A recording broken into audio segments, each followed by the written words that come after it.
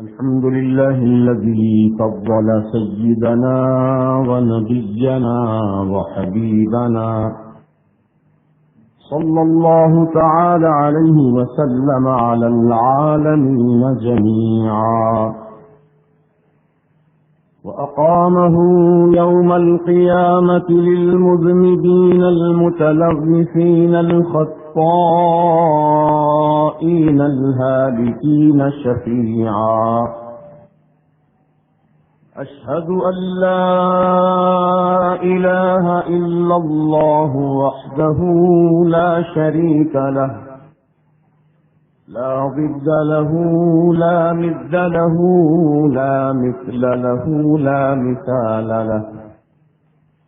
وأشهد أن سيدنا وسندنا وحبيبنا وطبيبنا ووكيلنا وكفيلنا ورؤوفنا ورحيمنا وكريمنا ومأوانا وملجانا ومولانا محمدا عبده ورسوله،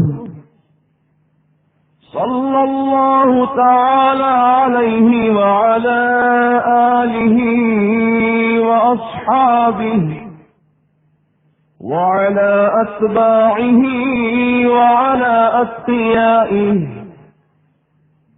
خصوصا منهم على سيدنا وسيد الكل وشيخنا وشيخ الكل وغوثنا وغوث الكل سيدنا بمحمد الشيخ عبد القادر الحسني الحسيني الجعفري الجيلاني رضي الله تعالى عنه وعلى جميع وصوله الكرام وعلى جميع فروعه الفخام وعلى جميع مشائخه العظام رضوان الله تعالى عليهم أجمعين.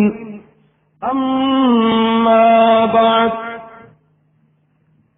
فأعوذ بالله من الشيطان الرجيم.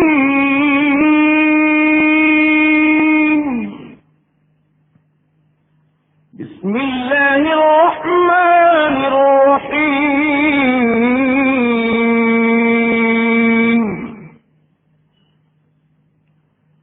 أولئك الذين كتب الله في قلوبهم الإيمان وأيدهم بروح منه، صدق الله العظيم. وبلغنا رسوله النبي الأمين المتين الكريم، ونحن على ما قال ربنا لمن الشاهدين والشاكرين، والحمد لله رب العالمين. وأفوض أمري إلى الله، إن الله بصير بالعباد.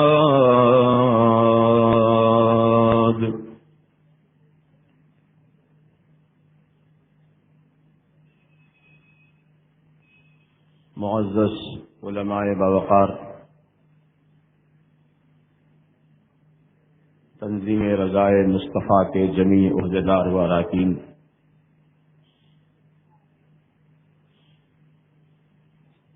شریک بزم بزرگان دین و ملت، نوجوانان اہل سنت، عقیدت اور محبت کے ساتھ کامل توجہ اور بھرپور وارفتگی کے ساتھ ہمارے اور آپ کے ساری کائنات کے آقا و مولا، مدنی دلہا تاجدار عرب و عجم صاحب لطف و کرم، باعث تخلیق آدم و بنی آدم، اللہ کے حبیب، انبیاء کے خطیب، زخم خوردہ انسانیت کے طبیب، عرب کے سورج عجم کے چاند، اللہ کے پیارے ٹوٹے ہوئے دلوں کے سہارے، آقائے نامدار، مدنی تاجدار، سید ابرار، سرکار ابد قرار، احمد مختار، محمد الرسول اللہ صلی اللہ تعالی علیہ وآلہ واصحابہ وبارک وسلم کی بارگاہ گوہر بار میں درودوں کی ڈالی عقیدت کی تھالی میں سجا کر پیش کیجیے۔ اللہم صلی وسلم بارک علی سیدنا و شفیعنا و حبیبنا و نبینا ومولانا محمد كما تحب وترضى بأن تصلي عليه صلاة وسلاما عليك يا سيدي يا حبيبي يا رسول الله صلى الله تعالى عليه وسلم۔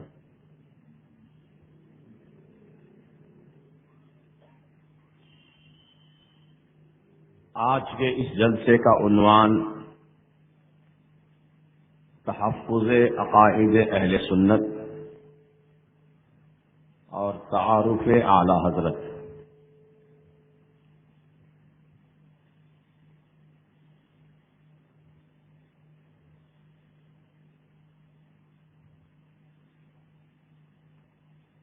ان بنیادی عنوانات پر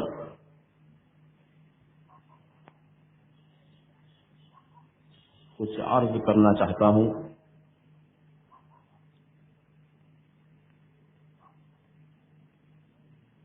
الحمدللہ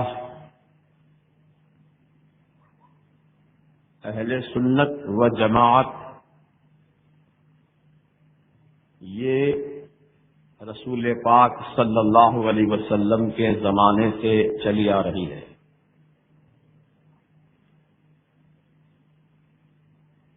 یہ کوئی نئی جماعت، نئی شیرازہ بندی یا نئی تحریک یا نیا فرقہ نہیں ہے۔ اہل سنت و جماعت اللہ کے رسول کے مبارک دور سے چلی آ رہی ہے، اور سارے صحابہ اہل سنت،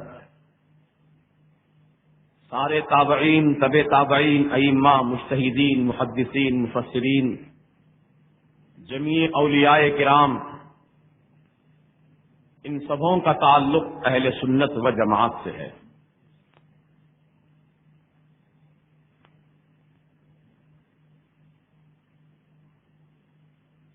چونکہ مردود شیطان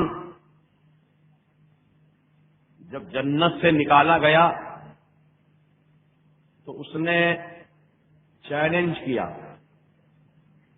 اللہ تعالی کے سامنے چیلنج کیا۔ چیلنج کیا تھا اس کا؟ لَأُغْوِيَنَّهُمْ أَجْمَعِينَ،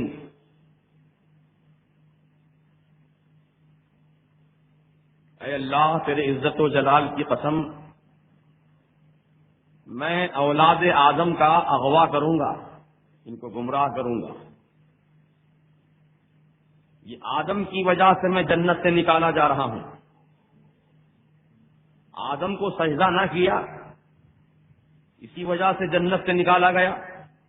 تو کہنے لگا یہ آدم کی وجہ سے میں جنت سے نکالا جا رہا ہوں، اب آدم کی اولاد کو میں دنیا میں سکون سے نہیں رہنے دوں گا، بلکہ اولاد آدم کو مختلف انداز سے، مختلف طریقوں سے، مختلف ناموں سے، مختلف روپ سے میں انہیں گمراہ کروں گا۔ کبھی آگے سے آ کر گمراہ کروں گا، کبھی پیچھے سے آ کر گمراہ کروں گا، کبھی دائیں سے آ کر گمراہ کروں گا، کبھی بائیں سے آ کر گمراہ کروں گا۔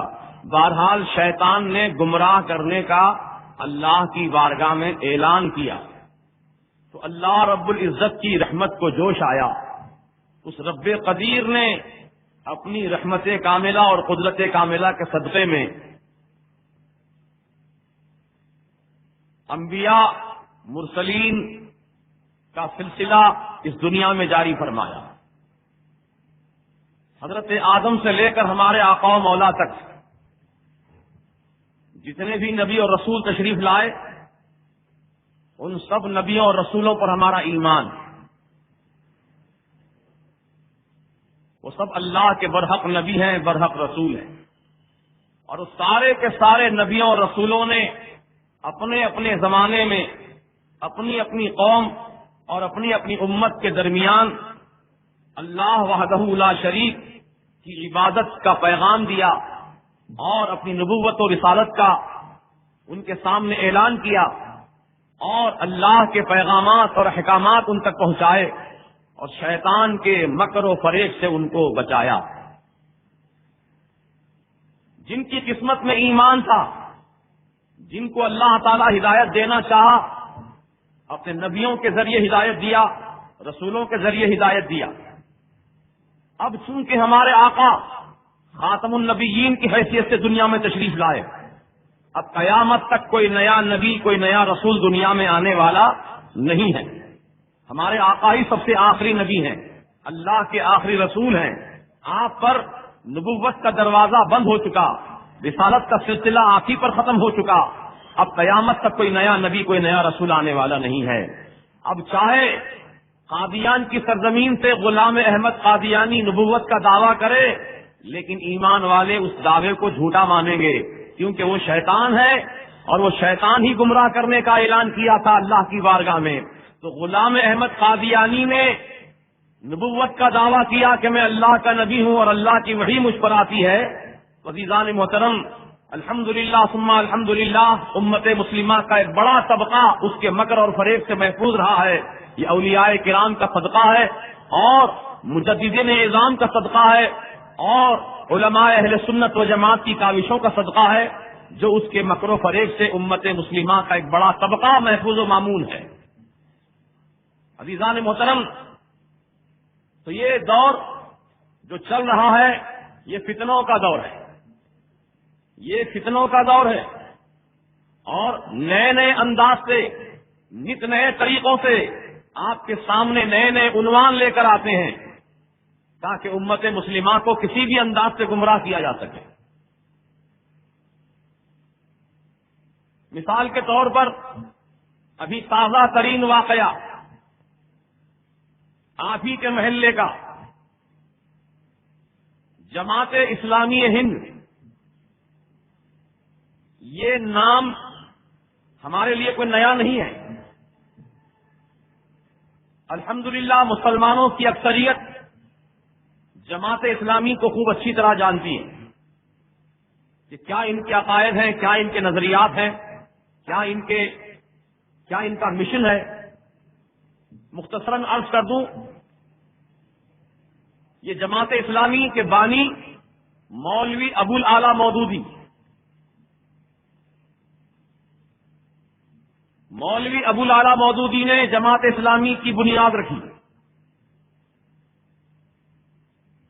مقصد کیا پیش کیا؟ اقامت دین، دین کو قائم کرنا، یہ ان کی جماعت کا مقصد، اور یہی یہ نعرہ لگاتے پھرتے ہیں کہ اللہ کی زمین پر ہم اللہ کا دین قائم کریں گے، اللہ کی زمین پر اللہ کا دین قائم کریں گے۔ لیکن کوئی ان سے یہ تو پوچھ لے کہ اللہ کے دین کو قائم کرنا بے شک بہت اچھی بات ہے، بہت پیاری بات ہے، لیکن اے مدعیان اقامت دین، ذرا تم خود اپنا جائزہ لو، پہلے یہ دیکھو کہ تم کتنے دین پر قائم ہو، تم کتنے دین اسلام پر قائم ہو، ذرا اپنا جائزہ لو، اپنا لباس دیکھو، اپنی شکل دیکھو، اپنے طور طریقے دیکھو، اپنا لٹریچر دیکھو۔ یہی وہ جماعت اسلامی ہند ہے جس کے بانی مولوی ابو الاعلی مودودی نے پردہ نام کی کتاب لکھی، اور اس کتاب کے اندر ہمارے آقا کو چرواہا لکھا۔ لکھنے والا اگر کوئی ہندو ہوتا، غیر مسلم ہوتا، وشوا ہندو پریشد کا لیڈر ہوتا یا آریہ سماج کا کوئی لیڈر ہوتا تو مسلمان کہتے کہ بھائی غیر مسلم نے کہا ہے، وہ تو دشمن رسول ہی ہے، کہا ہوگا ہم اس کی بات پر اتنا تعجب نہیں کرتے، لیکن کلمہ پڑھنے والے، دین کو قائم کرنے کا دعویٰ کرنے والے اس لفظ کو استعمال کر رہے ہیں نبی کی بارگاہ میں جس لفظ کے استعمال پر اللہ تعالیٰ نے قرآن میں قیامت تک پابندی عائد کر دی ہے۔ اب قرآن کی آیت سنیے، یا ایھا الذین آمنوا لا تقولوا راعنا وقولوا انظرنا واسمعوا وللکافرین عذاب علیم۔ یہ پہلے پارے کی آیت پروردگار عالم نے اس آیت کریمہ میں ارشاد فرمایا، یا ایھا الذین آمنوا، اے ایمان والو، لا تقولوا، تم مت کہو، رائنا، تم رائنا مت کہو، وقول انظرنا، بلکہ تم کہو انظرنا، نظر کرم فرمائیے، انظرنا کہو، واسمعوا، اور خوب غور سے سن لو، وللکافرین عذاب علیم، کافروں کے لیے، انکار کرنے والوں کے لیے، میرا حکم نہ ماننے والوں کے لیے دردناک عذاب تیار کیا گیا ہے۔ آیت کی ابتدا ایمان والوں سے ہو رہی ہے اور آیت کا اختتام کافرین کے ذکر پر ہو رہا ہے، ان کے عذاب علیم کے ذکر پر ہو رہا ہے۔ یعنی اللہ تعالیٰ نے واضح لفظوں میں فرما دیا کہ ماننے والے اس حکم کو وہ ایمان والے ہیں اور نہ ماننے والے وہ کافر ہیں، اور ان کے لیے دردناک عذاب تیار کیا گیا ہے۔ تو رائنا عربی کا ایک لفظ ہے جس کے دو معنی نکلتے ہیں۔ رائنا کے ایک معنی ہے ہماری رعایت کیجیے، ہماری رعایت کیجیے، انہیں صحابہ کرام رسول پاک کی بارگاہ میں حاضر رہتے اور سرکار مدینہ علیہ السلام کے فرمودات عالیہ کو سنتے، آپ کے ارشادات عالیہ کو سماعت کرتے۔ اگر کوئی بات دوبارہ سننے کی تمنا ہوتی تو صحابہ اس طرح عرض کرتے تھے، رائنا یا رسول اللہ، اے اللہ کے رسول، جو ابھی آپ فرما رہے تھے آقا، آپ دوبارہ فرما دیجئے، رعایت فرمائیے ہماری، ہم تاکہ ان الفاظ کو ذہن نشین کر لیں۔ تو صحابہ رائنا کہہ کر نیت کیا کرتے تھے؟ رعایت کیجئے، ہماری رعایت کیجئے آقا، مہربانی کیجئے آقا۔ لیکن یہی لفظ دشمنان رسول ذرا کھینچ کر بولتے تھے، رائینا رائینا رائینا، تو اس کے معنی ہوتے تھے، اے ہمارے چرواہے، اے ہمارے چرواہے، اے ہمارے چرواہے۔ میرے رسول کو چرواہا کہہ کے مخاطب کرتے تھے، اے بکریاں چرانے والے، جانوروں کو چرانے والے، اے چرواہے، اے چرواہے۔ تو اللہ تعالیٰ نے اس لفظ کے ایک معنی کو جو چرواہے کے نکلتے ہیں، اللہ تعالیٰ نے اس لفظ پر پابندی عائد کر دی قیامت تک کے لیے کہ ایمان والو، اب میرے نبی کی بارگاہ میں رائنا نہ کہنا، میرے نبی کو رائنا کہہ کے مخاطب نہ کرنا۔ اگر تمہیں کچھ کہنا ہی ہو تو یوں کہنا، انظرنا یا رسول اللہ، انظرنا یا حبیب اللہ، انظرنا یا رسول اللہ، اے اللہ کے رسول نظر کرم فرمائیے۔ انظرنا کے معنی نظر کرم فرمائیے، نظر رحمت فرمائیے۔ تو اللہ تبارک و تعالیٰ نے چرواہا کہنے پر پابندی عائد کر دی، رائنا کہنے پر پابندی عائد کر دی۔ تو جس لفظ کے کہنے پر اللہ نے پابندی عائد کی ہے، یہ جماعت اسلامی کے بانی مولوی ابو العلا مودودی نے اپنی پردہ نام کی کتاب کے اندر یہ لکھا ہے، عرب کا ان پڑھ چرواہا، ان پڑھ بھی لکھا، رسول کو چرواہا بھی لکھا۔ اللہ اکبر، معاذ اللہ رب العالمین۔ عزیزان محترم، یہ ان کے عقائد ہیں، یہ ان کے نظریات ہیں۔ اب یہ دعویٰ کر رہے ہیں کہ ہم دین کو قائم کریں گے۔ ارے تم کیا دین کو قائم کرو گے؟ تم تو دین کو برباد کر رہے ہو، دین کے لانے والے کی عظمت کو گھٹا رہے ہو، دین کے لانے والے کے مقام و مرتبے کو تم گھٹا کر پیش کر رہے ہو، مجروح کر رہے ہو، ان پڑھ کہہ رہے ہو، چرواہا کہہ رہے ہو۔ بتاؤ تو صحیح، دنیا میں ساری قومیں بستی ہیں، ساری قومیں دنیا کے اندر رہتی ہیں، کوئی قوم کا رہنما، کوئی قوم کا مقتدا، کوئی قوم کا رہبر، کوئی قوم کا پیشوا، کوئی قوم کا امام، جو بھی ہو وہ اپنی اپنی قوم کے اندر بڑا معتبر مانا جاتا ہے، قابل عزت مانا جاتا ہے۔ ہر قوم اپنے رہنما کی عزت کرتی ہے، ہر قوم اپنے لیڈر کی عزت کرتی ہے، اپنے پیشوا کا احترام کرتی ہے۔ مثال کے طور پر عیسیٰ علیہ السلام کے ماننے والی قوم عیسائی لوگ عیسیٰ علیہ السلام کی آج بھی تعظیم کرتے ہیں۔ موسیٰ علیہ السلام کی قوم یہودی موسیٰ علیہ السلام کی آج بھی تعظیم کرتے ہیں۔ ارے ان کی تعظیم تو بہت اعلیٰ ہے، ان سے جن چیزوں کو نسبت ہو گئی تھی ان چیزوں چیزوں کی بھی وہ تعظیم کیا کرتے ہیں، ان چیزوں کی وہ تعظیم کیا کرتے ہیں. اور عزیزان محترم،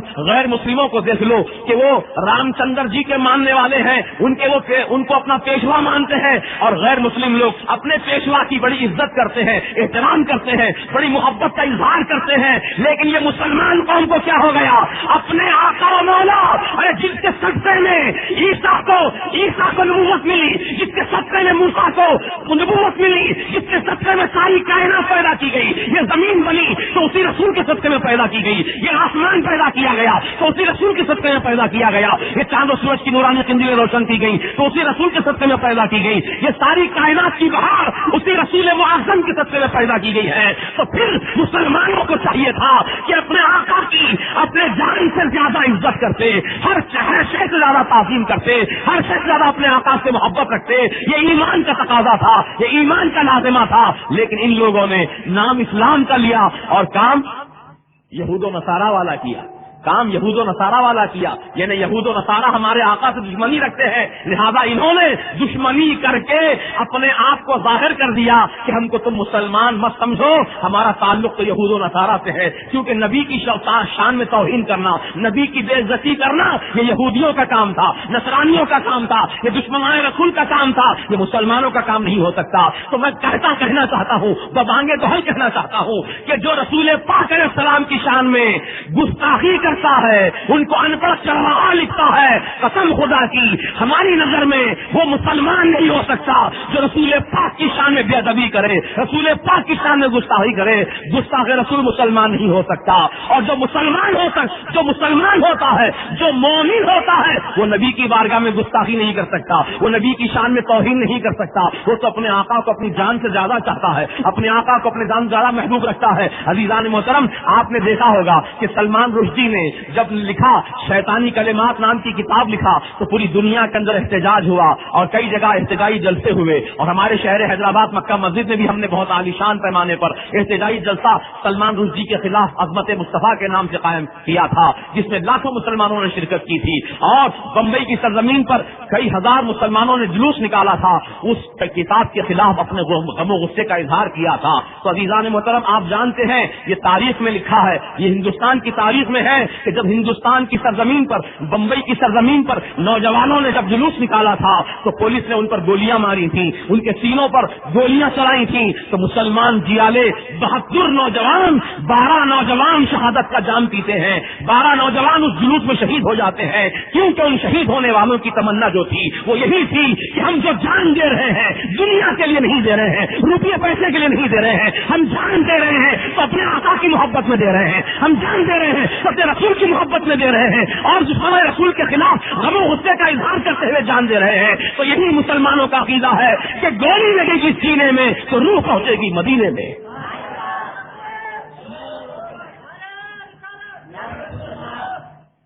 تو یہ دشمنان اسلام کا کام ہوتا ہے، نبی کی شان میں توہین کرنا، نبی کی عظمت کو گھٹانا. مسلمان نہیں کر سکتا یہ کام. جو مسلمان ہوگا وہ ایسا کام ہرگز نہیں کر سکتا، یاد رکھو آپ. اب کہنے کا مطلب اور مدعا میرا یہ ہے کہ انہوں نے اپنا روپ کو ظاہر کر دیا اور انہوں نے اپنے تمام عقائد کو کتابوں میں چھاپ کر عام کر دیا. آپ کو ڈھکی چکی بات تو رہی نہیں، سب جانتے ہیں ان کے عقائد کیا ہیں، ان کے نظریات کیا ہیں، ان کی تعلیمات کیا ہیں. تو اب نئے نام سے، نئے عنوان سے، نیا روپ لے کر، نیا چہرہ لے کر، نیا مکھوٹا لے کر ہماری قوم کے درمیان آئے ہیں. اب رہبری کریں گے تمہاری. ہم رہبر کا رہبر بن کر آئے ہیں. رہبر کے معنی ہوتے ہیں راستہ دکھانے والا. رہبر کے یہ معنی نہیں ہوتے ہیں کہ راستہ دکھانے کا دعویٰ کر کے راستے میں لوٹ لے اس کو. راستے میں لوٹ لینا یہ رہبر کا کام ہے، اور رہبر کا کام راستہ دکھانا ہوتا ہے، سچائی کا راستہ، عشق رسول کا راستہ، محبت رسول کا راستہ، تعظیم رسول کا راستہ، خدا کی محبت کا راستہ، خدا کی رضا کا راستہ، صراط مستقیم. یہ تمام راستوں کی نشاندہی کرنے والے، ان تمام راستوں پر چلانے والے، لے کر چلنے والے، ان کو سچے معنی میں رہبر کہا جا سکتا ہے. لیکن یہ تو رہبر کے روپ میں رہزن ہے جو ہمارے درمیان نئے عنوان سے آئے ہیں، نیا نیا ٹائٹل لے کر آئے ہیں. اور پھر طرفہ تماشا یہ ہے کہ جامع نظامیہ کے مفتی صاحب کو بھی اس میں شریک کیا گیا اور ان کے ہاتھوں سے ٹیلرنگ سینٹر کا افتتاح عمل میں آیا. عوام کو بتا دیا جائے کہ نظامیہ کے علماء بھی ہمارے ساتھ ہیں. جامع نظامیہ جس کو اے مسلمانوں تم اہل سنت و جماعت کا ادارہ سمجھتے ہو، وہ ادارے کے مفتی صاحب بھی ہمارے ساتھ ہیں. دیکھو اگر ہم غلط ہوتے تو جامع نظامیہ کے مفتی صاحب ہمارے پاس کیوں آتے؟ یہ نظریہ قائم کرنے کے لیے، یہ عوام کو ذہن دینے کے لیے یہ سارے کھیل کھیلے جا رہے ہیں، یہ سارے معاملے آپ کے درمیان واقع ہو رہے ہیں. لیکن میں پوری وضاحت کے ساتھ کہنا چاہتا ہوں کہ آج کے دور میں جو نام نہاد مفتیان کرام ہیں، انہوں نے گستاخان رسول کی تائید کی ہے اور گستاخان رسول کی تکفیر کا انکار کیا ہے، اور انہوں نے صاف الفاظ میں لکھ دیا کہ ہم ان کی تکفیر نہیں کرتے.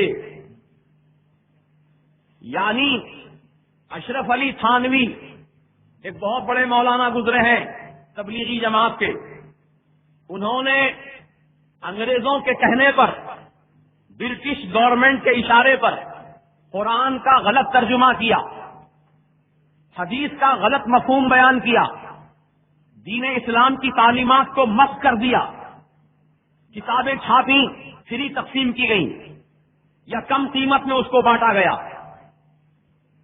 اور آج عالم یہ ہے کہ گھر گھر فتنہ پھیلا ہوا ہے، شہر شہر میں فتنہ پھیلا ہوا ہے.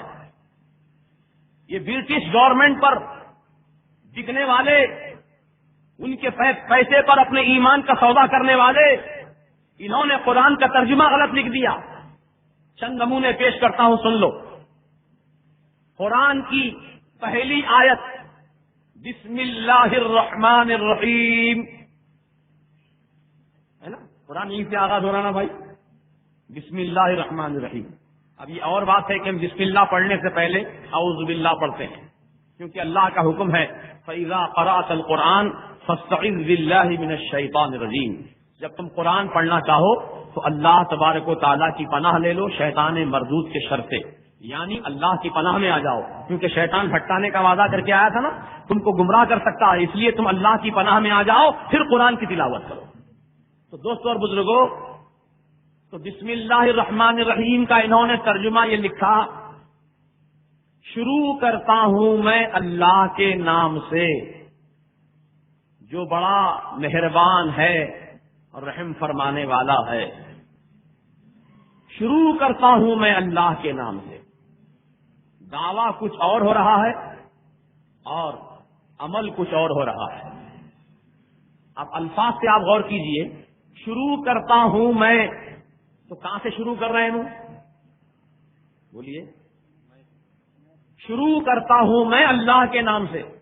شروع کرتا ہوں، شروع کا لفظ پہلے بیان کیا، پھر کرتا ہوں، پھر میں، پھر اس کے بعد اللہ کا نام لیا. پہلے میں بول رہے ہیں، بعد میں اللہ کا نام، جبکہ اللہ کا نام پہلے لینا چاہیے تھا نا. اور شروع کرتا ہوں میں اللہ کے نام سے، یہ ترجمہ لکھا اور یہ مردوں کے لیے لکھا.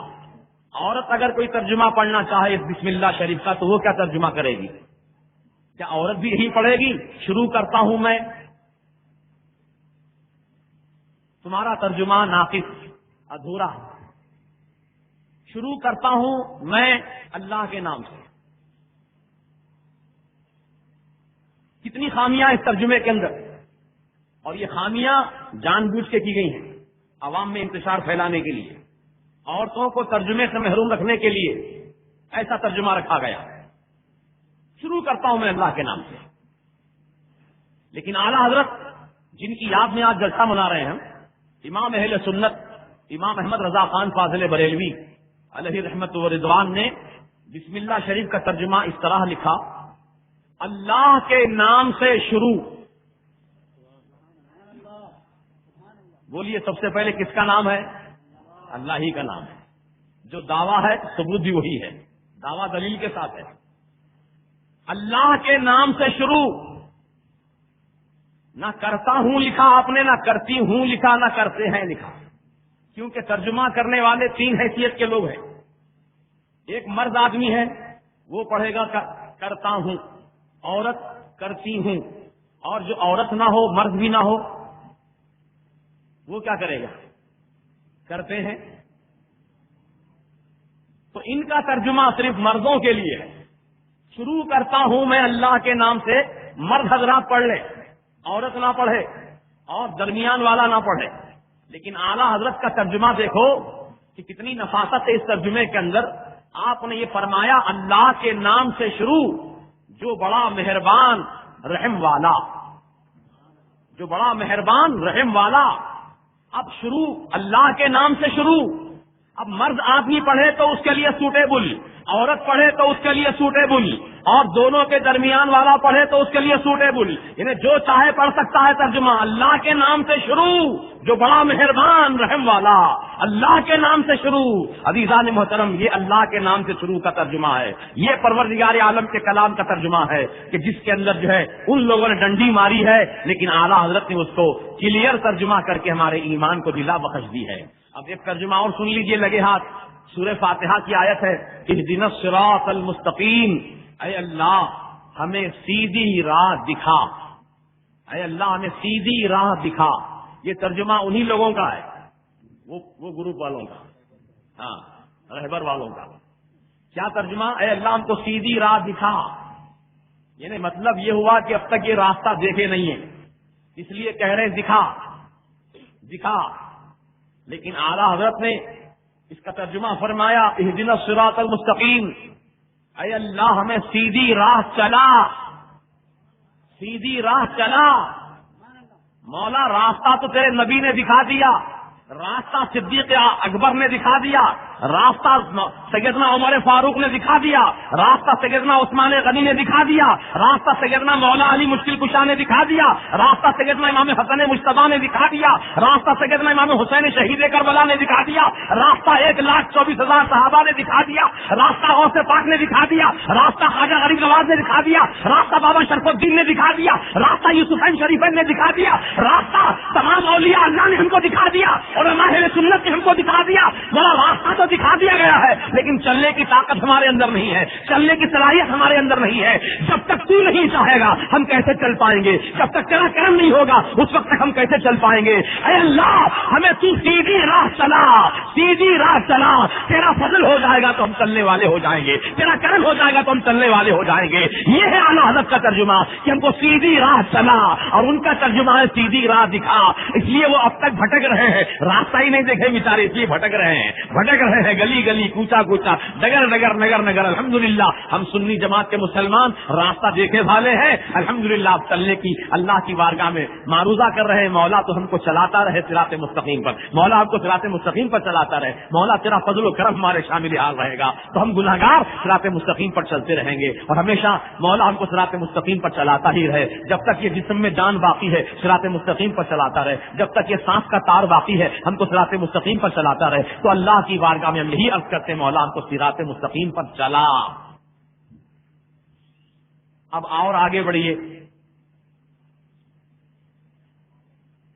انہی کے مولوی نے ترجمہ لکھا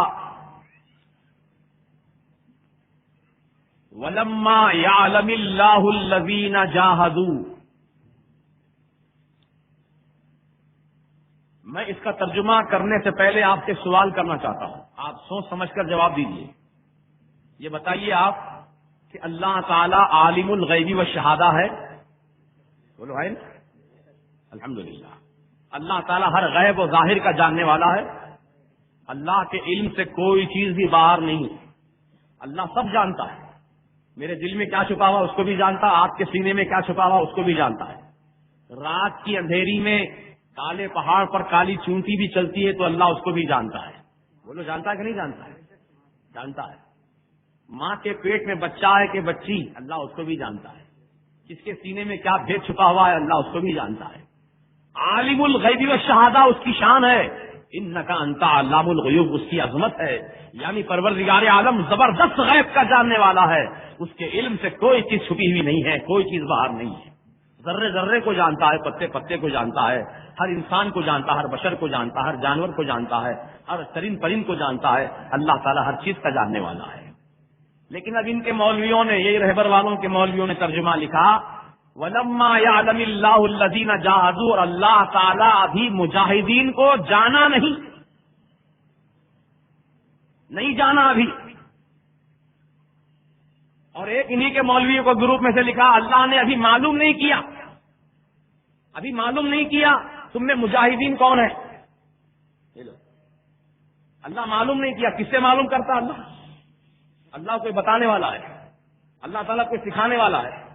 بتائیے, اللہ کو سب معلوم ہے, اللہ ہر چیز کا جاننے والا, ازل سے ابد تک کا جاننے والا ہے, ذرے ذرے کو جانتا ہے پروردگار عالم, اس کی شان بڑی عظیم ہے. لیکن انہوں نے اللہ تعالیٰ کے علم کی نفی کی ہے, ترجمہ کیا انگریزوں کے اشارے پر غلط ترجمہ, وَلَمَّا يَعْلَمِ اللَّهُ الَّذِينَ جَاهَدُوا, اور اللہ بھی مجاہدین کو جانا ہی نہیں. اور اعلیٰ حضرت امام اہل سنت نے اس کا ترجمہ فرمایا وَلَمَّا يَعْلَمِ اللَّهُ الَّذِينَ جَاهَدُوا, اور اللہ ابھی تمہارے غازیوں کا امتحان نہیں لیا, اور اللہ تمہارے غازیوں کا بھی امتحان نہیں لیا. وقت آئے گا تو اللہ امتحان لے لے گا, وقت آئے گا تو اللہ آزمائش میں ڈال دے گا, وقت آئے گا تو اللہ تعالیٰ ان سے ابتلا, ان سے آزمائش, ان سے امتحان لے گا. عزیزان محترم, اللہ جانتا ہے کہ کون کامیاب ہونے والا ہے, کون ناکام ہونے والا ہے. اللہ تعالیٰ کو ہر چیز کا علم ہے. اور آگے بڑھیے, ایک نمونہ اور لے لیجیے, وَمَكَرُوا وَمَكَرَ اللَّهُ وَاللَّهُ خَيْرُ الْمَاكِرِينَ. یہ بھی قرآن کریم کی آیت ہے. اس کا ترجمہ لکھا یہ مولویوں نے, بکاؤ مولویوں نے. کیا لکھا؟ کافروں نے چال چلی تو اللہ نے بھی چال چلی, اور اللہ بہترین چال چلنے والا. معاذ اللہ ثم معاذ اللہ. کافروں نے چال چلی تو اللہ نے بھی چال چلی, اور اللہ بہترین چال چلنے والا. عزیزو, چال چلنا کس کو کہتے ہیں بولیے ذرا؟ چال چلنا کسے کہتے ہیں؟ ہم اپنے دکنی محاورے میں کہتے ہیں بڑا چالو ہے. چالو کس کو بولتے؟ جو مکار, دھوکے باز, فراڈی ہوتا اس کو بولتے چالو. بولتے نہیں بولتے؟ تو اللہ تعالیٰ کے لیے ایسا لفظ کہنا جو اس کی شان و عظمت کے خلاف ہو. اللہ تعالیٰ چال چلنے والا ہے. اللہ چال چلتا, اللہ تو چلنے پھرنے سے پاک ہے. اللہ تعالیٰ مکر اور فریب سے پاک ہے. اللہ تعالیٰ کسی کو دھوکہ نہیں دیتا. اللہ تعالیٰ کسی سے جھوٹا وعدہ نہیں فرماتا. اللہ تعالیٰ جھوٹ نہیں فرماتا. اللہ تعالیٰ فراڈ نہیں کرتا. اللہ ان سب نقائص سے پاک و صاف ہے. اللہ کی ذات منزہ اور مبرہ ہے, ہر عیب سے پاک ہے اللہ کی ذات. تو پھر اللہ کو چال چلنے والا کہنا اللہ پر گویا عیب لگانا ہے, اللہ کی ذات پر حرف گیری کرنا ہے. اور اللہ کی ذات جبکہ پاک و صاف ہے, ہر عیب سے پاک و صاف ہے. لیکن میرے اعلیٰ حضرت نے کیا ترجمہ فرمایا, آپ سنو اس کا.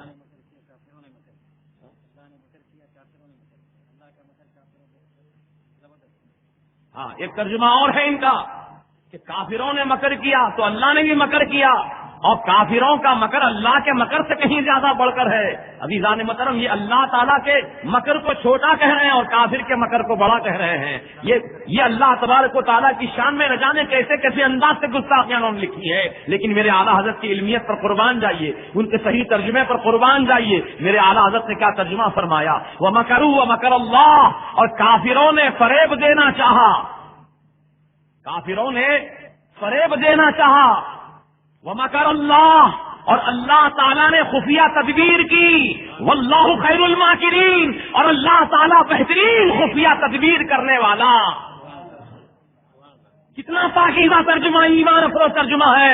اب آپ فیصلہ کرو مسلمانوں, جو قرآن کے ترجمے میں اتنی بڑی ڈنڈی مارا ہو وہ حدیث کے ترجمے میں کتنی ڈنڈی مارا ہوگا. خدا کے کلام میں جب اتنی خیانت کیا ہے, خدا کے کلام کے ترجمے میں خیانت کیا ہے, تو حدیث رسول میں کتنی خیانت کیا ہوگا, تاریخ اسلام میں کتنی خیانت کیا ہوگا, صحابہ کے اقوال میں کتنی خیانت کیا ہوگا. لہذا ایسے خائن, ایسے دھوکے باز, ایسے فراڈی, ایسے مکاروں کی صحبت میں نہ جاؤ, ان کی لالچ میں نہ جاؤ, نہ ٹیلرنگ سینٹر میں جاؤ, نہ ان سے کوئی قرضہ لو, نہ ان کی فیس لو, نہ ان کا یونیفارم لو, کیونکہ ایک چکر بہت پرانا ہو گیا. ہم تو قلعے گولکنڈا میں بھی الخیر سوسائٹی وہاں پر چل رہی ہے. الخیر, کتنا پیارا نام ہے الخیر. خیر کے معنی بہتر, الخیر معنی بھلائی,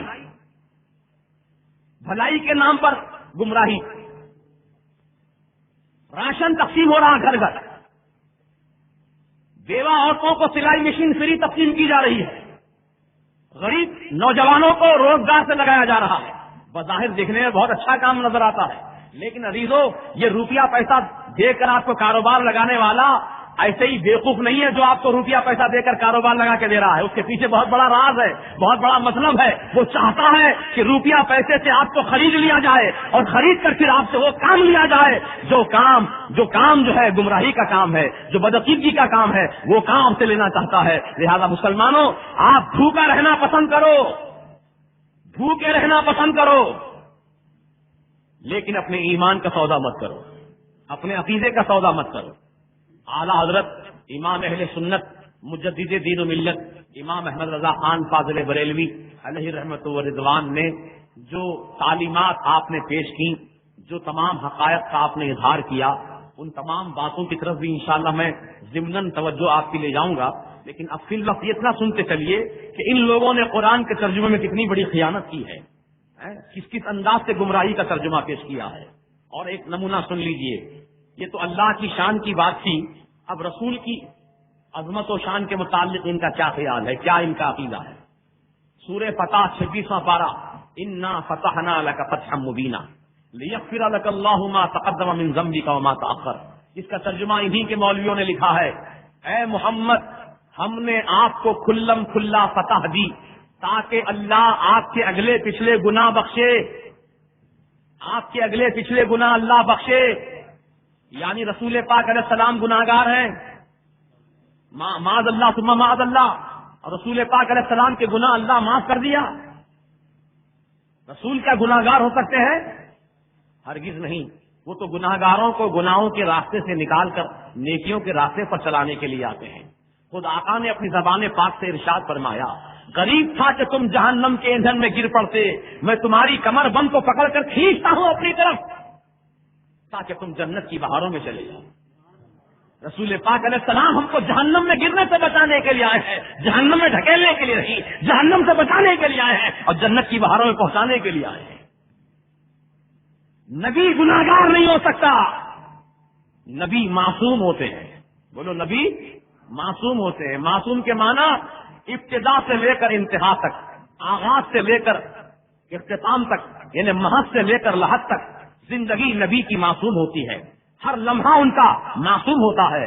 نبی سے گناہ سرزد نہیں ہو سکتا. اللہ تبارک و تعالیٰ ان کو تمام گناہوں سے محفوظ رکھتا ہے, گناہوں سے بچائے رکھتا ہے.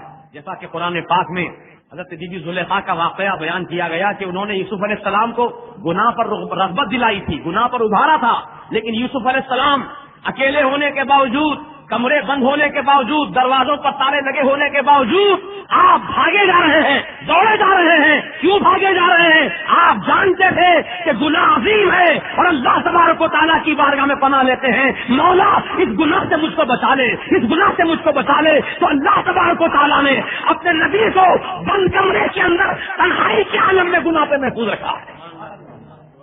یہ شان ہوتی ہے نبیوں کی, وہ گناہ نہیں کرتے ہیں, گناہوں سے معصوم ہوتے ہیں.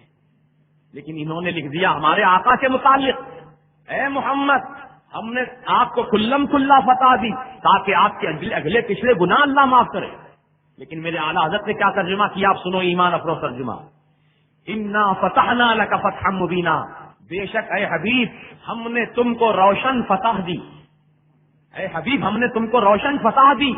لیغفر لک اللہ ما تقدم من ذنبک وما تأخر, تاکہ اللہ آپ کے سبب سے اگلوں اور پچھلوں کے گناہ بخشے, اگلوں اور پچھلوں کے گناہ بخشے. آپ کی وجہ سے, آپ کی وجہ سے, آپ کی صورت دیکھ کر, آپ کی رحمت کی شان دیکھ کر اللہ تعالیٰ اگلوں اور پچھلوں کے گناہ بخشے گا. اے اللہ کے رسول, بے شک آپ تو شفیع المذنبین ہیں, آپ رحمت للعالمین ہیں. اے اللہ کے حبیب آپ رحمت والے آقا ہیں. سرکار شفاعت کا صحرا آپ ہی کے سر باندھا جانے والا ہے, شفاعت کا تاج آپ ہی کے سر رکھا جانے والا ہے. مقام محمود اللہ تعالیٰ آپ ہی کو عطا فرمانے والا ہے. اور مقام محمود کیا ہے؟ صحابہ نے پوچھا کہ یا رسول اللہ مقام محمود کیا ہے, جس کا ذکر قرآن میں کیا گیا ہے, عطا یبعثک کا ربو کا مقام محمود, ان قریب آپ کا رب آپ کو مقام محمود پر فائز فرمائے گا. تو اے حبیب یہ مقام محمود کیا ہے؟ تو آقا نے فرمایا یہ شفاعت, وہ شفاعت کا مقام ہے, میں شفاعت کروں گا قیامت کے دن. اور صحابہ نے پوچھا تھا یا رسول اللہ محشر کے میدان میں جبکہ سارے انسان جمع ہوں گے, حضرت آدم سے لے کر آخری زمانے تک جتنے انسان آئیں گے وہ سب انسان قیامت کے میدان میں جمع ہوں گے آقا.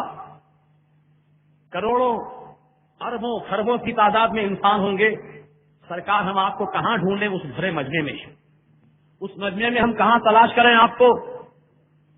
تو سرکار مدینہ علیہ السلام نے فرمایا تھا کہ 3 مقامات پر مجھے تلاش کرنا، 3 مقامات پہ ڈھونڈنا مجھ کو. میں ان 3 جگہوں میں سے کسی نہ ایک جگہ تم کو نظر آ جاؤں گا. کون سی 3 جگہ ہیں؟ انشاءاللہ تعالی سرکار مدینہ علیہ السلام نے فرمایا تھا کہ 3 مقامات پر مجھے تلاش کرنا، 3 مقامات پہ ڈھونڈنا مجھ کو. میں ان 3 جگہوں میں سے کسی نہ ایک جگہ تم کو نظر آ جاؤں گا. کون سی 3 جگہ ہیں؟ پہلے کوثر پر تلاش کرنا کہ میں وہاں کھڑا ہو کر میں اپنی امت کے پیاسوں کو کوثر کا جام بھر بھر کے پلاتا رہوں گا.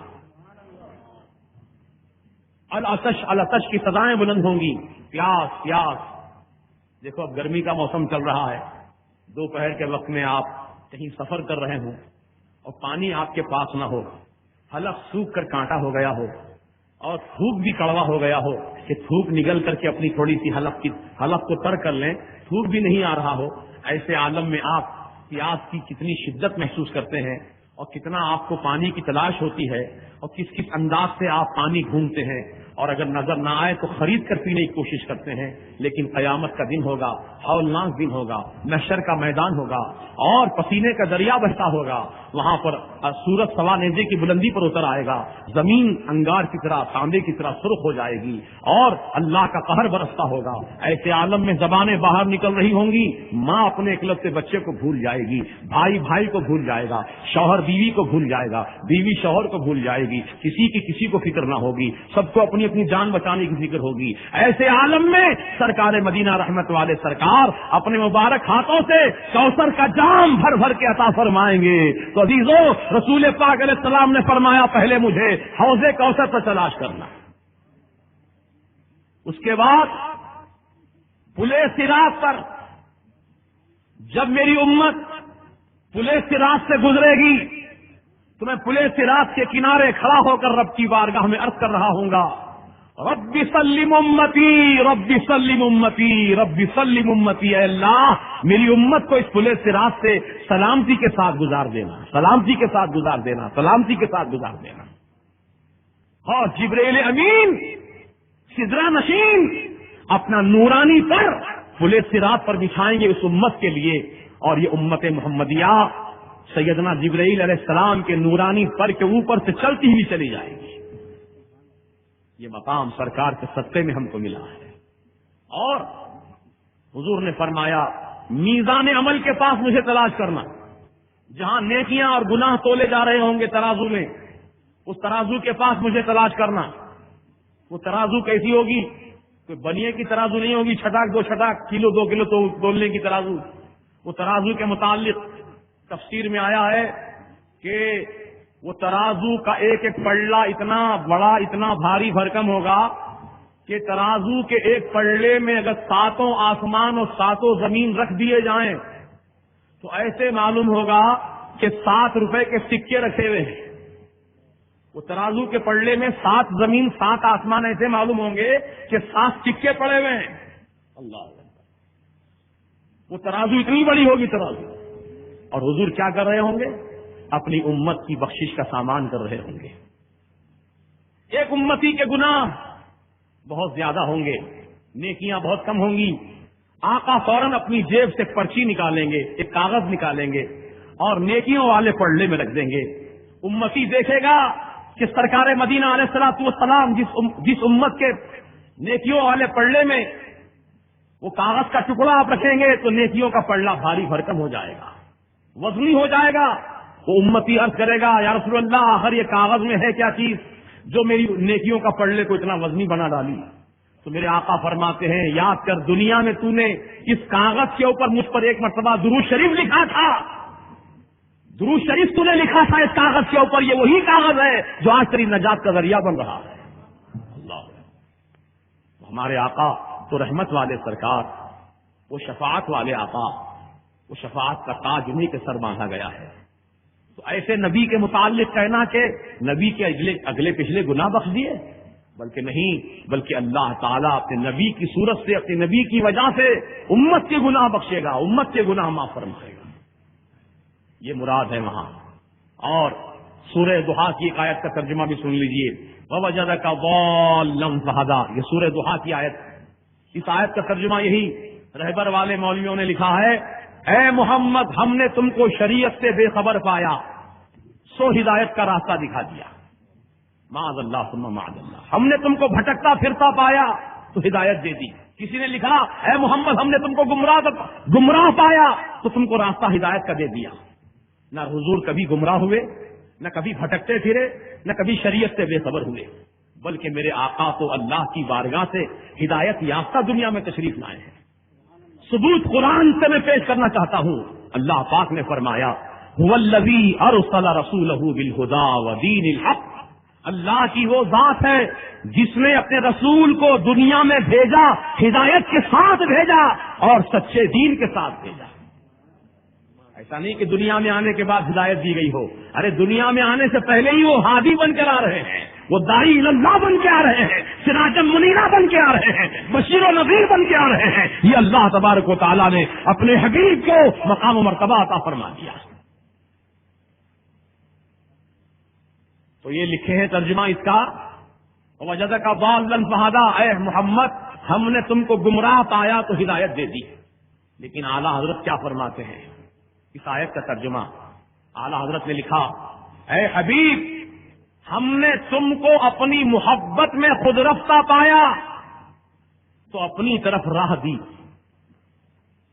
اے محبوب ہم نے تم کو اپنی محبت میں خود رفتہ پایا، یعنی حضور علیہ الصلوۃ والسلام غار حرا تشریف لے جاتے تھے، آپ تو جانتے ہیں واقعہ، حضور غار حرا تشریف لے جاتے تھے، صبح سے شام تک غار حرا میں تشریف رکھتے تھے اور آپ اللہ کی یاد میں مصروف ہو جاتے تھے، اللہ کے ذکر میں مصروف ہو جاتے تھے، اللہ کی بندگی اور اس کی عبادت میں مصروف ہو جاتے تھے۔ تو اللہ تعالیٰ اسی کیفیت کو بیان فرما رہا ہے، اے محبوب ہم نے تم کو اپنی محبت میں ڈوبا ہوا پایا، اپنی محبت میں خود رفتہ پایا، اپنی محبت میں کھویا ہوا پایا۔ اے محبوب ایسے ہماری محبت میں آپ ڈوبے ہوئے تھے کہ جبرائیل بھی آ کر آپ کو کہتے ہیں اقرا پڑھو اقرا پڑھو، تو آپ کہتے تھے مانا بھی قاری میں نہیں پڑھتا۔ ہماری محبت میں آپ ایسے ڈوبے ہوئے، تو ہم نے اپنی طرف راہ دی، یعنی معراج کی شب آپ کو اپنی بارگاہ میں دلہا بنا کر بلایا۔ اللہ تعالیٰ تو اپنے نبی کی عظمت بیان کر رہا ہے اور یہ چور دین کے نبی کی عظمت کو گھٹا رہے ہیں۔ بتاؤ یہ تم دین کو قائم کرنا چاہتے ہو؟ ہم کو ایسے دین کی ضرورت نہیں ہے جو ہمارے عقیدے کو برباد کرے، ہمارے ایمان کو تباہ کرے۔ ہم کو وہ عقیدہ وہ ایمان چاہیے جو اللہ کا دیا ہوا عقیدہ ہے، رسول پاک کا دیا ہوا عقیدہ ہے، صحابہ کا جو عقیدہ ہے وہی عقیدہ ہم کو چاہیے، تابعین کا جو عقیدہ ہے وہی عقیدہ ہم کو چاہیے، غوث اعظم کا جو عقیدہ ہے وہی عقیدہ ہم کو چاہیے، خواجہ غریب نواز کا جو عقیدہ ہے وہی عقیدہ ہم کو چاہیے، حضور سیدنا مخدوم اشرف جہانگیر سمنانی علیہ رحمت و رضوان کا جو عقیدہ ہے وہی عقیدہ ہم کو چاہیے، اعلیٰ حضرت فاضل بریلوی کا جو عقیدہ ہے وہی عقیدہ ہم کو چاہیے، سرکار حضور مفتی اعظم ہند کا جو عقیدہ ہے وہی عقیدہ ہم کو چاہیے۔ اسی عقیدت میں سچائی ہے، اسی عقیدے میں حقانیت ہے، صداقت ہے۔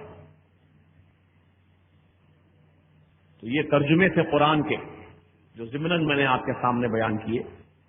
تو اعلیٰ حضرت نے جو ترجمہ پیش کیا قرآن کا اس کا نام ہے کنز الایمان۔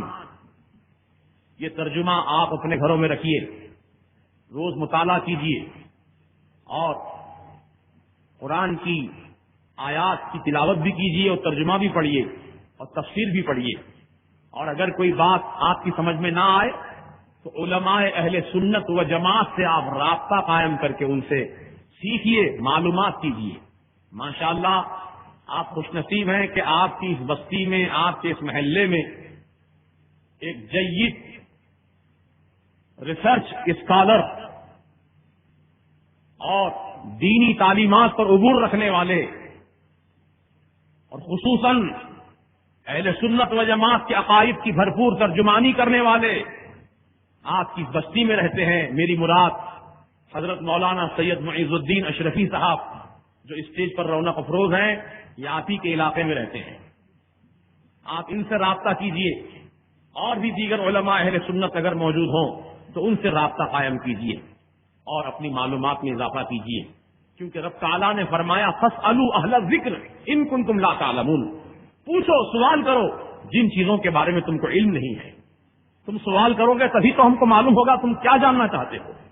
عزیزان محترم، جیسا کہ آج تنظیم رضائے مصطفیٰ نے 2 عنوان قائم کیے، ایک تحفظ عقائد اہل سنت و جماعت اور دوسرا تعارف اعلی حضرت، یہ 2 چیزوں کو ہماری قوم جاننا چاہتی ہے کہ عقائد اہل سنت و جماعت کا تحفظ کیسے ہو اور اعلی حضرت کا تعارف کیا ہے، کون ہے اعلی حضرت، کیا ہے اعلی حضرت۔ تو عزیزان محترم سن لو، اعلی حضرت کا نام احمد رضا خان، آپ کی ولادت باسعادت شہر بریلی محلہ جسولی سن 1856 عیسوی میں 16 جون کو ہوئی، مطابق 10 شوال۔ آپ کی ولادت باسعادت ایسے گھرانے میں ہوئی جو علمی گھرانہ ہے، جو علماء کا گھرانہ ہے۔ آپ کے والد ماجد کا نام حضرت علامہ مولانا شاہ نقی علی خان صاحب، انہی کے فرزند دلبند ہے اعلی حضرت امام احمد رضا خان فاضل بریلوی علیہ رحمت و رضوان۔ آپ کی ولادت 1856 میں ہوئی اور 1856 میں آپ کی پیدائش ہوئی اور 1857 عیسوی کے بعد ہی سے ہندوستان میں وہابیت کا فتنہ پھیلنا شروع ہوا۔ آپ کے پیدا ہونے کے 1 سال کے بعد وہابیت کا فتنہ پھیلنے لگا، تو اللہ تعالی نے امام احمد رضا خان کو مجدد بنا کر پیدا کیا، مجدد بنا کر پیدا کیا۔ اور مجدد کی شان یہ ہوتی ہے کہ ہر 100 سال میں، ہر 100 سال کے سرے پر اللہ تعالیٰ ایک ایسی شخصیت کو پیدا فرماتا ہے جس کو دین کا بھی علم عطا فرماتا ہے اور دنیا کا بھی علم عطا فرماتا ہے، دین اور دنیا کے علوم و فنون کا اس کو جامع بناتا ہے، اور ہر مسئلے کا جواب اس کے پاس موجود ہوتا ہے، ہر لا ینحل مسئلے کو وہ حل فرما دیتا ہے، اس کو مجدد کہا جاتا ہے۔ دین کی تجدید کرنے والا، دین کی تجدید کرنے والا اور لا ینحل مسائل کو حل کرنے والا، یہ اعلیٰ حضرت امام احمد رضا خان 13ویں صدی اور 14ویں صدی کے مجدد مانے گئے ہیں۔ اور عزیزان محترم، آپ کا معاملہ یہ ہے کہ 4 سال کی عمر میں آپ نے ناظرہ قرآن مکمل پڑھ لیا، صرف 4 سال کی عمر میں، جبکہ بچے کو ابھی بات کرنے کا سلیقہ نہیں آتا ہے۔ 4 سال کی عمر میں ABCD پڑھنے کا اس کو سلیقہ نہیں آتا ہے، الف با تا سا پڑھنے کا سلیقہ نہیں آتا ہے، لیکن اعلیٰ حضرت امام احمد رضا خان فاضل بریلوی 4 سال کی عمر میں ناظرہ قرآن مکمل پڑھ لیتے ہیں۔ اور 6 سال کی جب آپ کی عمر شریف ہوئی تو آپ نے اپنے استاد کو ٹوک دیا، آپ کے جو پڑھانے والے استاد تھے ان کو ٹوک دیا، اس انداز سے ٹوکا، ایک شاگرد جو آپ کے ساتھ تھے انہوں نے اپنے استاد کو سلام کیا، السلام علیکم ورحمۃ اللہ، تو استاد نے جواب دیا جیتے رہو جیتے رہو۔ تو اعلیٰ حضرت 6 سال کی عمر میں ہے، فرماتے ہیں حضرت یہ تو سلام کا جواب نہ ہوا، جیتے رہو یہ سلام کا جواب نہ ہوا، سلام کا جواب تو یہ ہونا چاہیے تھا وعلیکم السلام ورحمۃ اللہ وبرکاتہ، اس طرح جواب دیتے تو صحیح جواب ہوتا۔ تو اعلیٰ حضرت کی ذہانت کو دیکھ کر استاد گرامی نے آپ کو شاباشی دی اور آپ کی ہمت افزائی کی، اور 6 سال کی عمر میں آپ نے معلوم کیا اپنے اساتذہ سے کہ بغداد شریف کدھر ہے، بغداد مقدس کدھر ہے، تو بتایا گیا قبلے سے سیدھی جانب میں بغداد مقدس ہے۔ تو اعلیٰ حضرت 6 سال کی عمر سے اپنی آخری عمر تک، یعنی وصال فرمانے تک، بغداد کی طرف آپ نے کبھی اپنے پیر لمبے نہیں کیے۔ ایسا ادب تھا آپ کے دل میں اعلیٰ حضرت کا، غوث پاک رضی اللہ تعالیٰ عنہ کا ادب و احترام، کہ آپ اس طرف اپنے پیر نہیں پھیلا زندگی میں کبھی۔ اور جب آپ کی عمر 13 سال 10 مہینہ 5 دن کی ہوئی تو آپ عالم اور فاضل بن گئے، عالم اور فاضل بن گئے 13 سال 10 مہینہ 5 دن کی عمر میں۔ اور اسی سال فراغت کے بعد آپ کی خدمت میں ایک استفتاء کیا گیا رضاعت سے متعلق، دودھ سے متعلق، یعنی دودھ پینے کی عمر کتنی ہوتی ہے، تو اللہ تعالیٰ نے قرآن میں فرمایا حولین کاملین، دودھ پلانے کی عمر مکمل 2 سال ہے، چاہے لڑکا ہو چاہے لڑکی ہو، ماں اپنا دودھ 2 سال تک بچے کو پلا سکتی ہے، یہ مسئلہ تھا قرآن کا۔ تو آپ رضاعت کے متعلق پہلے مسئلے کا جواب تحریر فرماتے ہیں اور جواب تحریر فرمانے کے بعد اپنے والد ماجد کی خدمت میں پیش کرتے ہیں. آپ کے والد ماجد مولانا نقی علی خان صاحب نے جب دیکھا کہ میرے فرزند نے فراغت کے ساتھ ہی دارالافتاء کا ایک بہت بڑا کام کیا ہے اور یہ فتوے کا صحیح جواب لکھا ہے, تو اس دن سے آپ نے فرمایا کہ احمد رضا, آج سے دارالافتاء کی ذمہ داری تمہارے حوالے کی جاتی ہے. گویا 14 سال کی عمر میں آپ نے پہلا فتویٰ تحریر فرما دیا, اور آپ کے علمیت کا یہ عالم تھا کہ کوئی بھی مسئلہ ہو آپ اس مسئلے کو حل فرما دیتے.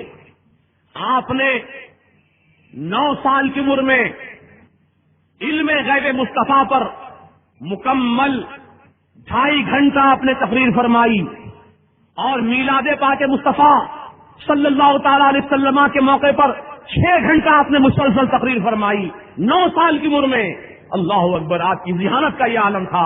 اور آپ کے پاس جو لوگ سوالات پوچھنے کے لیے خط لکھا کرتے تھے تو ان خطوں کے اندر آپ کے نام کے ساتھ القابات بھی لکھتے تھے, حضرت علامہ مولانا حافظ و قاری محمد احمد رضا خان. تو آپ نے اپنے نام کے ساتھ حافظ کا لقب دیکھا, جبکہ آپ حافظ قرآن نہیں تھے, عالم دین تھے, فاضل جلیل تھے, لیکن آپ حافظ قرآن نہیں تھے. تو آپ نے اپنے خط میں نام کے ساتھ حافظ کا لفظ دیکھا تو فرمایا میرے ایک مسلمان بھائی نے خوش گمانی میرے ساتھ کیا ہے, اچھا گمان میرے ساتھ کیا ہے کہ اس نے مجھ کو حافظ قرآن لکھ دیا ہے, چلو میں اس کا گمان سچا کر دکھاتا ہوں. یعنی میں اب تک تو حافظ نہیں تھا لیکن اب حافظ بن جاتا ہوں. چنانچہ آپ نے قرآن یاد کرنا شروع کیا. تو کہتے ہیں شعبان کی 29 تاریخ تھی, اس دن سے آپ نے قرآن یاد کرنا شروع کیا. صبح سے لے کر دوپہر تک ایک پارا آپ یاد فرما لیتے تھے, اور شعبان کی 29 تاریخ کو چاند نظر آ گیا, یعنی جب مغرب کا وقت ہوا چاند نظر آیا, رمضان کے مہینے کا آغاز ہو گیا. تو اعلیٰ حضرت نے صبح میں جو ایک پارا یاد کیا تھا وہ پارا آپ نے تراویح کی نماز میں زبانی سنا دیا. 27 رمضان کو آپ نے مکمل قرآن شریف تراویح میں سنا دیا. یہ اعلیٰ حضرت کی ذہانت تھی. اور آپ ایک ہی وقت میں 2 ہاتھوں سے لکھا کرتے تھے, اور دونوں مضمون الگ الگ ہوا کرتے تھے. اللہ اکبر, یہ خدا داد صلاحیت ہے. ذالک فضل اللہ یؤتیہ من یشاء, یہ اللہ کا فضل ہے جسے چاہے وہ عطا فرما دے. مصطفیٰ جان رحمت پہ لاکھوں سلام, جو آپ نے پڑھا بھی ہوگا سنا بھی ہوگا, پوری دنیا میں گونجتا ہے سلام. اور جماعت اسلامی کے ہی فاؤنڈر ممبر مولانا کوثر نیازی نے کہا تھا, دارالسلام کے مشاعرے کے موقع پر کہا تھا کہ پوری دنیا کا میں نے جائزہ لیا, پوری دنیا کا میں نے دورہ کیا. اذان کے بعد, اذان جو ہوتی ہے اللہ اکبر اللہ اکبر, اذان کے بعد جو سب سے زیادہ آواز گونجنے والی ہے وہ اعلیٰ حضرت امام محمد رضا خان کا لکھا ہوا سلام مصطفیٰ جان رحمت پہ لاکھوں سلام ہے. اذان کے بعد یہ آواز زیادہ گونجتی ہوئی سنائی دیتی ہے. جس مقام پر بھی جاؤ مصطفیٰ جان رحمت پہ لاکھوں سلام پڑھا جا رہا ہے. یہ مقبولیت کی دلیل ہے. اور اس سلام کی تاریخ یہ ہے کہ آپ بریلی شریف سے لکھنؤ جا رہے تھے, اور بریلی سے ٹرین نکلی تو آپ نے ارادہ کیا کہ میں سرکار کی بارگاہ میں نعت شریف کا نذرانہ تو پیش کیا ہوں, منقبتیں لکھا ہوں اولیاء کی شان میں, لیکن سلام نہیں لکھ پایا. چلو آج سلام لکھتا ہوں میرے آقا کی بارگاہ میں. تو آپ نے قلم لیا اور سلام لکھنا شروع کیا. تو بریلی کا اسٹیشن سے گاڑی چھوٹی, اور رامپور کا اسٹیشن صرف 1.5 گھنٹے کے فاصلے پر ہے. بریلی اور رامپور کے درمیان 1.5 گھنٹے کا فاصلہ ہے. تو یہ 1.5 گھنٹے کی مسافت میں آپ نے 16 صفحات پہ مشتمل مصطفیٰ جان رحمت پہ لاکھوں سلام تحریر فرما دیا. یعنی حضور کے مبارک منہ شریف سے لے کر حضور کے پائے نازنی کے ناخن مبارک تک ہر عضو پر اعلیٰ حضرت نے سلام تحریر فرما دیا. ہزاروں اشعار لکھ دیا آپ نے. یہ اعلیٰ حضرت کی ذہانت اور علمیت کا معاملہ ہے. اور اعلیٰ حضرت فاضل بریلوی علیہ رحمت و رضوان اپنے والد ماجد کے ساتھ سن 1277 ہجری میں آپ بریلی سے ماہرہ شریف پہنچے مرید ہونے کے لیے. وہاں ایک بہت بڑے اللہ کے ولی رہتے تھے جن کا نام حضرت سیدنا سید آل رسول علیہ رحمت و رضوان ہے. ان کی خدمت میں پہنچے مرید ہونے کے لیے. اعلیٰ حضرت کے والد اپنے ساتھ لے کر گئے اعلیٰ حضرت کو. جب پہنچے تو سیدنا سرکار آل رسول نے ان دونوں حضرات کو مرید بنایا، مرید بنانے کے ساتھ ہی خلافت بھی دے دی، خرقہ بھی عطا فرمایا، اجازت بھی عطا فرما دی۔ تو آپ ہی کے خانوادے کے ایک بزرگ سیدنا احمد نوری، انہوں نے فرمایا، سیدنا آل رسول سے فرمایا کہ حضور یہ کیا بات ہوئی، یہ کم عمر بچہ اور اس کے ساتھ آنے والے ان کے والد، ان دونوں کو آپ نے مرید بھی بنا دیا اور خلافت بھی دے دی، جبکہ آج کی خانقاہ میں کئی مریدین کئی برسوں سے پڑے ہیں لیکن آپ نے ان کو خلافت نہیں دی، یہ کم عمر بچے کو آپ نے خلافت دے دی۔ تو سیدنا آل رسول نے سیدنا احمد نوری سے ارشاد فرمایا، نوری میاں معاملہ یہ ہے کہ جس طرح کسی لوہے پر زنگ پکڑ لیتا ہے تو اس لوہے سے زنگ کو چھڑانے میں دیر لگتی ہے، زنگ صاف کرنے میں تاخیر ہوتی ہے، تو ان کے دلوں کو میں نے دیکھا کہ گناہوں کے زنگ سے آلودہ ہیں، اب ان کے دلوں کو سیقل کرنے کے لیے، ان کے دلوں کو چمکانے کے لیے بھی وقت لگے گا۔ لیکن جب امام احمد رضا جب میرے پاس مرید بننے کے لیے آئے اور ان کے والد جب میرے پاس مرید بننے کے لیے آئے تو میں نے دیکھا کہ ان دونوں کے دل صاف و شفاف نظر آئے، ان دونوں کے دل بالکل آئینے کی طرح چمکتے ہوئے نظر آئے، اس لیے میں نے ان کو مرید بھی بنایا، خلافت بھی دے دی، خرقہ بھی دے دیا، اجازت بھی دے دی۔ اور فرماتے ہیں نوری میاں، اب تک میں بڑا فکر مند رہا کرتا تھا کہ جب اللہ تعالی کی بارگاہ میں سب انسانوں کی حاضری ہوگی اور میری بھی حاضری ہوگی اور اللہ تعالیٰ قیامت کے دن محشر کے میدان میں مجھ سے پوچھ لے اگر اے آل رسول میری بارگاہ میں تو دنیا سے کیا لے کر آیا ہے، تو اے احمد نوری میاں میرا مسئلہ حل ہو گیا، میری فکر دور ہو گئی، اب مجھے فکر نہیں ہے کسی بات کی۔ جب اللہ تعالیٰ محشر کے میدان میں مجھ سے پوچھے گا اے آل رسول میری بارگاہ میں تو کیا لے کر آیا ہے، تو میں احمد رضا کا ہاتھ پکڑ کر پیش کروں گا، مولا تیری بارگاہ میں دنیا سے احمد رضا کو لے کر آیا ہوں۔ وہ شخصیت ہے امام احمد رضا فاضل بریلوی علیہ رحمۃ الرضوان کی۔ اور عزیزان محترم، آپ نے 60 علوم و فنون پر 1500 سے زائد کتابیں لکھی ہیں، 1500 کتابیں آپ نے تحریر فرما دی۔ اتنے بڑے مصنف، الحمدللہ کہ آپ جس مسئلے پر قلم اٹھاتے علم کا ذریعہ بہا دیتے۔ کسی نے مسئلہ پوچھا تھا کہ پانی کی کتنی قسم ہوتی ہے، کس پانی سے وضو جائز ہے اور کس پانی سے وضو ناجائز ہے، کون سے پانی سے طہارت جائز ہے اور کون سے پانی سے طہارت جائز نہیں، تو عام طور سے 2-3 قسمیں ہی علماء بتاتے ہیں پانی کی، لیکن اعلیٰ حضرت سے جب اس مسئلے پر سوال کیا گیا تو آپ نے پانی کی 300 قسمیں گنا دی، 300 قسم ہوتی ہے پانی کی۔ اللہ، یہ علمیت ہے۔ آواز کم کرو اس کی طرح، درود پاک پڑھ لیجیے، اللہم صلی علی سیدنا محمد وعلی شہید۔ اور امام حسین کی شہادت کے متعلق ہمارا آپ کا سب کا یہ عقیدہ ہے اور سب کا یہ ایقان ہے کہ امام حسین رضی اللہ تعالیٰ عنہ کربلا کی سرزمین پر سن 61 ہجری 10 محرم الحرام کو شہید ہو گئے اور آپ کی شہادت واقع ہوئی۔ یہ واقعہ ہم اپنے اکابر علماء سے اور تمام مستند کتابوں میں پڑھتے آئے، سنتے آئے، الحمدللہ اسی پر ہمارا یقین اور ایمان ہے۔ لیکن انگریزوں نے اس پر اعتراض کیا۔ کس بات پر اعتراض کیا؟ کہ امام حسین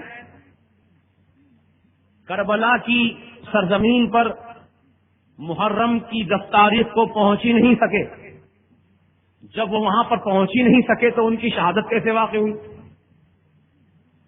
تو انگریزوں سے پوچھا گیا بھائی تم کس بنیاد پہ کہہ رہے ہو نہیں پہنچ سکے؟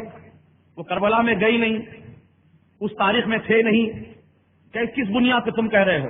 تو انگریزوں نے کہا کہ مکے سے کربلا تک جو سفر ہے، جو راستہ کی مسافت ہے، وہ اتنا لمبا راستہ ہے کہ امام حسین اس لمبی مسافت کو اتنے کم وقت میں طے نہیں کر سکتے، اتنے کم وقت میں طے نہیں کر سکتے۔ گھوڑے کی رفتار بتائی انگریزوں نے کہ ایک گھوڑا کتنے میل راستہ چل سکتا ہے، اس حساب سے انہوں نے کیلکولیشن کیا اور ان کے حساب سے دیکھا گیا تو واقعی امام حسین 10 محرم کو کربلا میں نہیں پہنچ پا رہے ہیں. یہ سوال جب انہوں نے قائم کیا تو بڑے بڑے علماء کی نیند اڑ گئی. کیا آخر اس مسئلے کا ہم کیا جواب پیش کریں, کس طرح اس مسئلے کو حل کریں, کیسے اپنی بات کو سچا ثابت کریں. بڑے بڑے علماء پریشان تھے, مسئلہ کسی سے حل نہیں ہو رہا تھا.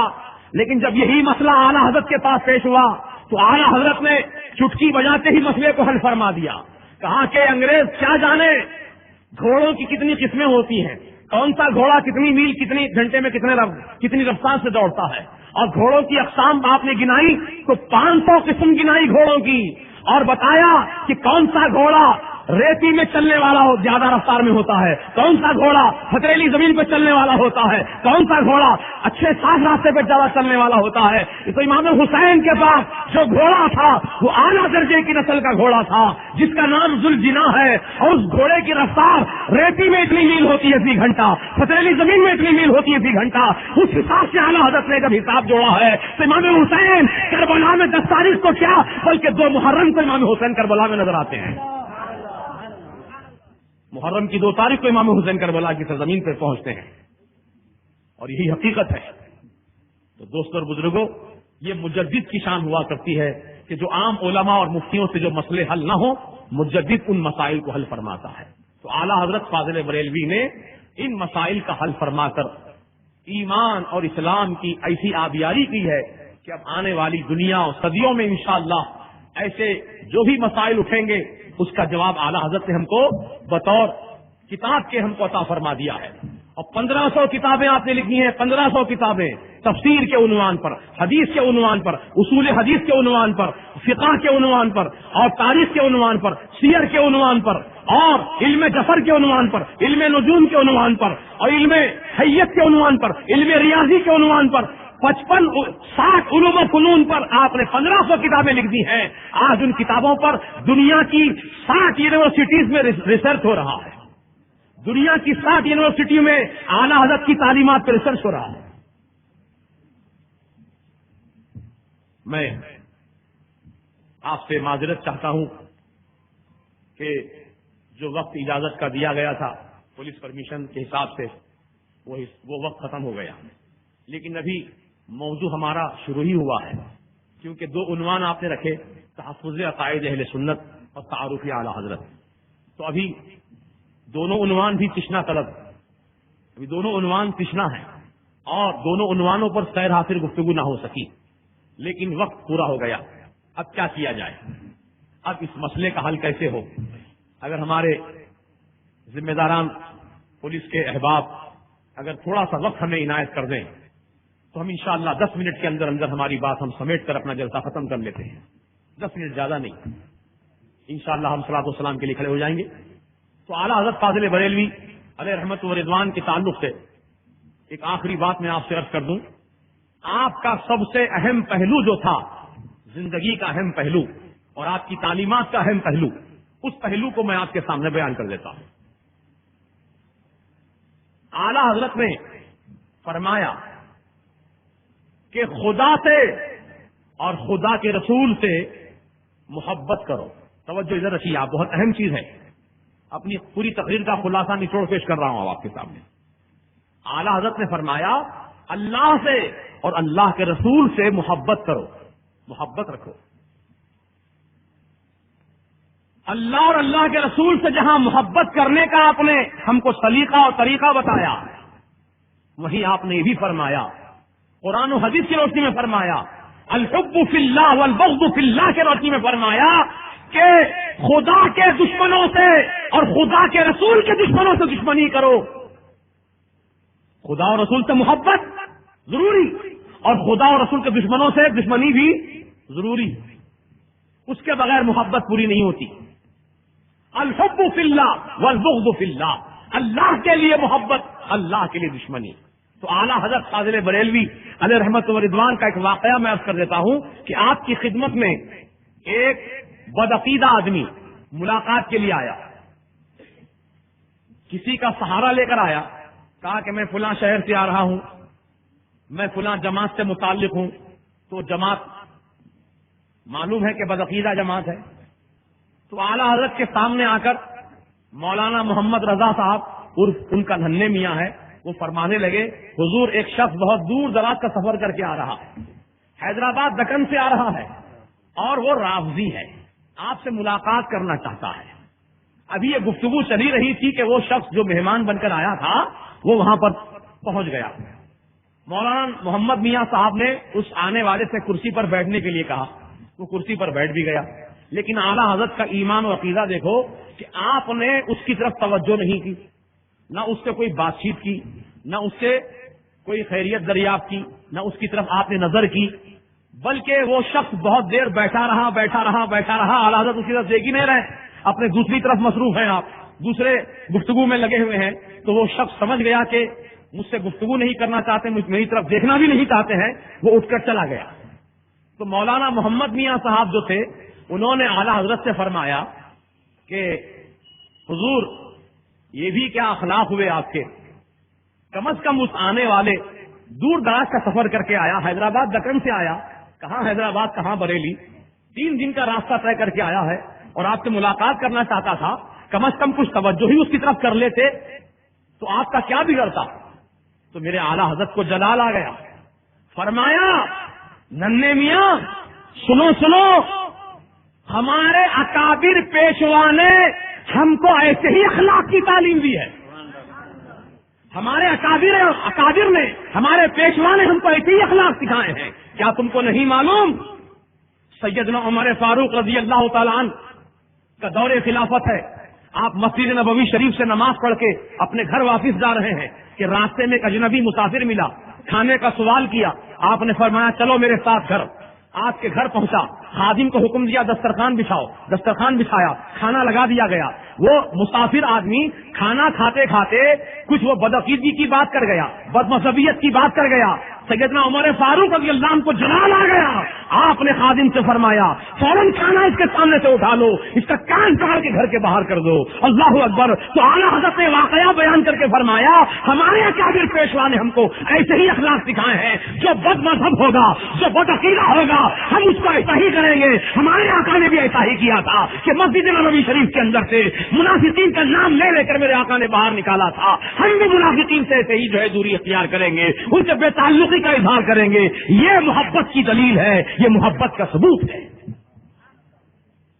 یہ محبت نہیں ہے کہ ادھر تم رسول کی محبت کا بھی دعویٰ کرو، ادھر دشمنان رسول کو بھی گلے لگاؤ، دشمنان رسول سے بھی ملاقات کرو، ان کو اپنے اسٹیجوں کی زینت بناؤ، ان کی محفلیں سجاؤ۔ یہ اہل سنت و جماعت کا وتیرہ نہیں ہو سکتا۔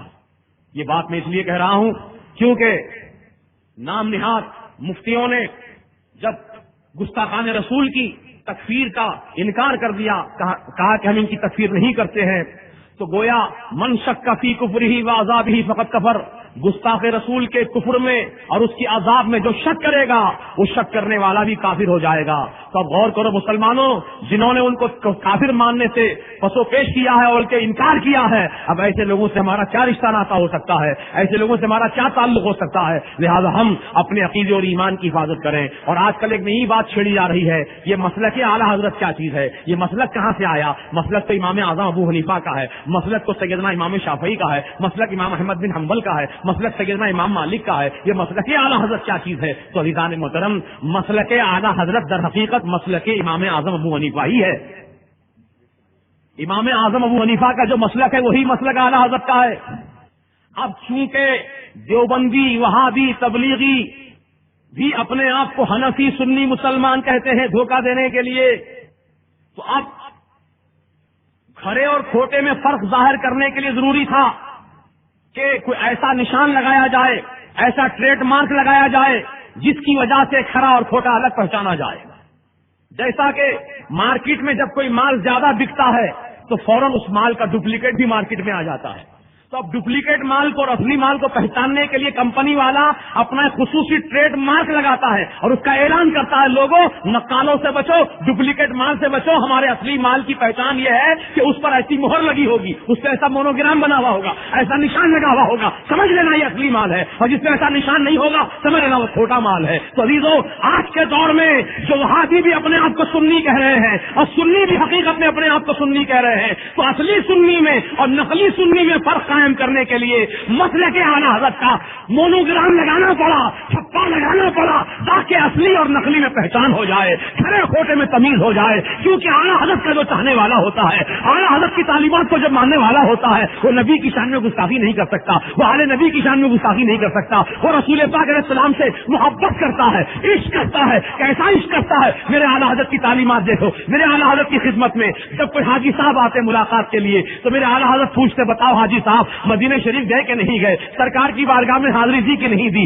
تو حاجی صاحب اگر کہتے ہاں ہاں اے اعلیٰ حضرت میں تو سرکار کی بارگاہ میں جا کر آیا ہوں، حضور کی زیارت کر کے آیا ہوں، تو میرے اعلیٰ حضرت فوراً ادب سے کھڑے ہو جاتے اور آنے والے حاجی کے قدموں کو چوم لیتے، آنے والے حاجی کے قدموں کو چومتے، کیونکہ تیرے قدم مدینے پاک کی، تیرے قدم مدینے کی زمین کو چھو کر آ رہے ہیں، مدینے کی زیارت کر کے آ رہے ہیں، اس لیے میں ان قدموں کو بوسہ دینا چاہتا ہوں.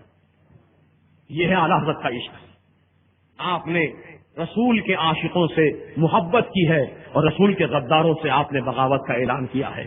ایک مرتبہ حضرت مولانا نعیم الدین صاحب مراد آبادی، جو آپ کے خاص عمائدین اور علماء میں سے شمار کیے جاتے تھے، ایک دن فرمانے لگے، حضور آپ کی کتابوں میں جو آپ رد فرماتے ہیں وہابیوں کے متعلق بڑی شدت کا رد کرتے ہیں، اور آج کل کے نام نہاد تہذیب یافتہ لوگ ایسے شدید رد کو پسند نہیں کرتے، کہتے ہیں یہ بریلوی متشدد ہوتے ہیں، جھگڑالو ہوتے ہیں، شدت پسند ہوتے ہیں.